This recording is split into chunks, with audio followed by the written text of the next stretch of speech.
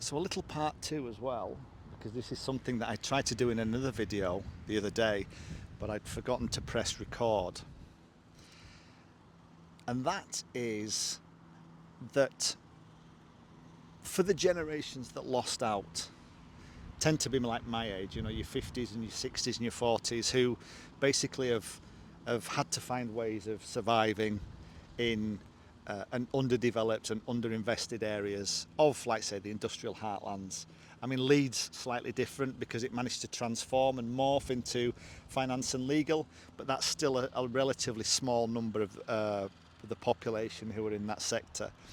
So if you are a family and you have children or young children, it's absolutely critical that you kind of become aware of the importance of the world of just leaving school at 16 with no qualifications and expecting to find a job. That world doesn't exist anymore.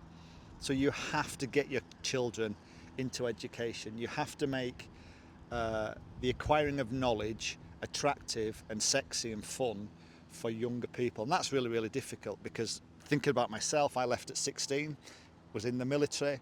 Education was the most unattractive, boring thing the world has ever seen. But events that unfolded in my 30s suddenly triggered something in me that made me realise that education and knowledge suddenly became the most attractive, sexy and aphrodisiac thing that I've ever done.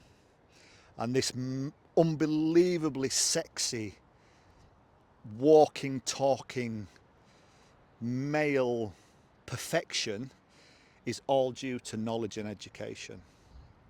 So, that's one thing to think of. Or otherwise, what we're going to end, if we don't do that for this younger generation, we're going to lose generations. Again, they're going to slip through the cracks. Or if not education, get them to think about what are the areas where there is potential for economic activity.